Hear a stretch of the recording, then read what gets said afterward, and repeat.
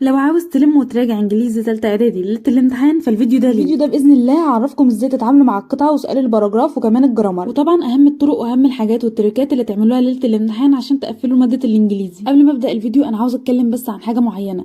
انا الحمد لله عملت لكم فيديو بيتكلم عن اهم الحاجات اللي تعملوها في كل حاجه في الانجليزي تخليكم تقفلوا. كمان اتكلمت في الفيديو ده عن اهم الحاجات اللي تعملوها في سؤال القطعه والباراجراف وكمان الجرامر. الفيديو ده يا جماعه انا نزلته لكم بقاله اكتر من اسبوع موجود على القناه، وطبعا عشان انا عملت فيديو للانجليزي مخصص واتكلمت فيه عن اهم الحاجات اللي بتوقع الطلبه في الانجليزي، فقلت ان انا اعمل للمواد اللي انا ما عملتش عنها. عشان كده نزلت لكم فيديوهات الجبر والهندسه والدراسات والعلوم الاول، وبعدين قلت ان انا ابقى انزل بعدين فيديو للانجليزي. فلقيت ناس كتير جدا زعلانه وبتتكلم في الكومنتات ان انا ما عملتش فيديو للانجليزي. الحمد لله انا ما قصرتش معاكم في اي ماده، برغم ان انا طلعت من الفتره دي متدمره بسبب الامتحانات، ولكن ما قصرتش معاكم في اي ماده. يعني ما قصرتش او ما كنتش موجوده طول الفتره اللي فاتت، انا الحمد لله كنت موجوده وكنت بساعد باللي اقدر عليه.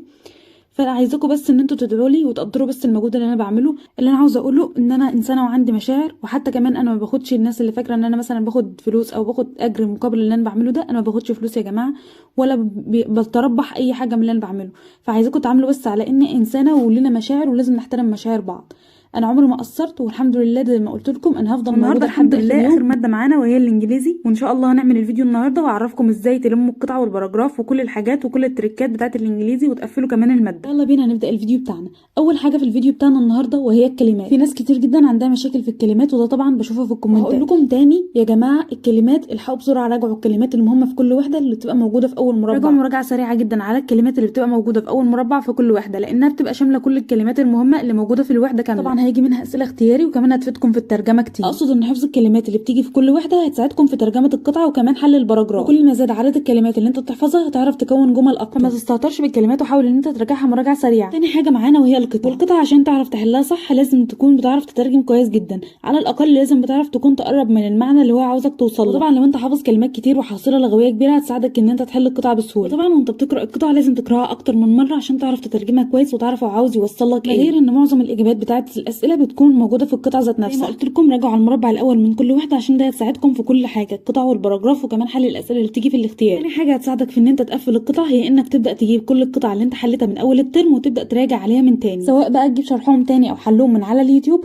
او حتى ان انت تكون حللهم قبل كده في الدروس وراجع عليهم من تاني وركز على الكلمات الجديده في كل قطعه. مراجعتهم مش هتاخد منك ساعه او حتى ساعتين. وهات كمان قطع من كتب المراجعه النهائيه واقعد حلها، ولما تحلها مع نفسك اتاكد من حلها من على اليوتيوب. وانا جبت لك افضل القنوات اللي بتحل قطع كتير جدا وهتفيدك تعلي مستواك. اول قناه معانا هي قناه انجليش ويز ياسمينه. القناه دي سبق ورشحتها في الفيديو اللي فات. القناه دي عليها اسئله مهمه جدا وكمان فيديوز قصيره مش طويله جدا، وده هيكون مفيد لتوفير وقت. تاني قناه معانا هي قناه مس منال انجليش تيتشر. القناه دي عليها حل امتحانات انجليزي كتير جدا وهتساعدكم في المراجعه ليله الامتحان، وده طبعا هيفيدكم لو انتوا حليتوا امتحانات شامله وعايزين تتاكدوا من الحل بتاعكم. تالت قناه معانا وهي واحده من القنوات اللي بتنزل افضل المراجعات على الانجليزي وفيها كم كبير جدا من الفيديوهات المفيده الفتره دي، وهي قناه مستر عمرو رجب. القناه دي عليها عدد كبير جدا من فيديوهات المراجعه النهائيه هتفيدكم بشكل كبير ان انتوا تلموا المنهج كامل ليله الامتحان. مش هتحتاجوا حاجه غير ان انتوا تقفلوا على نفسكم الاوضه وكمان مشروبكم الجميل يكون معاكم، وكمان تجيبوا الكشكول بتاعكم وتبداوا تكتبوا ورا المدرس كلمه بكلمه. طبعا هتبداوا ان انتوا تنزلوا الفيديوهات على التليفون بتاعكم وتفصلوا النت خالص وتبداوا تركزوا في الساعتين او الاربعه اللي انتوا هتراجعوا فيهم كل الماده، وتبداوا تشغلوا الفيديو على طول وتركزوا على اهم الحاجات اللي المستر بيركز عليها في الشرح، وده طبعا عشان تركزوا عليها اكتر وانتوا بتراجعوا. تالت حاجه واهم حاجه معانا النهارده وهي الباراجراف. وطبعا زي ما احنا عارفين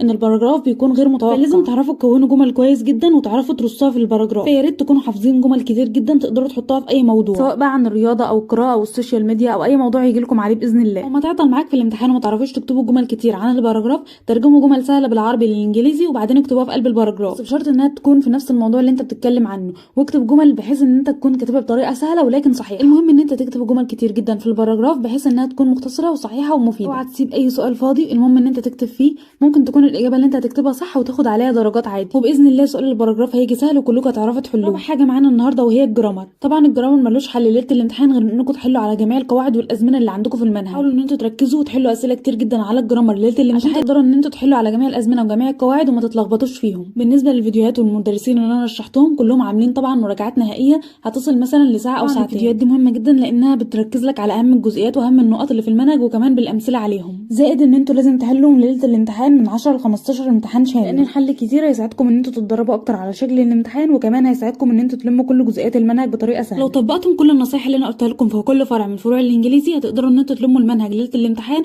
وكمان هتقدروا ان انتوا تطلعوا باكبر استفاده، وباذن الله تعرفوا تلموا الانجليزي ليله الامتحان. ولو عجبكم الفيديو ما تنسوش تعملوا لايك وتشتركوا في القناه عشان يوصلكم كل جديد. وبكده يكون احنا خلصنا السلسله بتاعتنا لثالثه اعدادي. اقترحوا عليا في الكومنتات اعمل فيديوهات عن ايه تاني بعد الامتحانات، واشوفكم في فيديو جديد باذن الله. والسلام عليكم ورحمه الله وبركاته.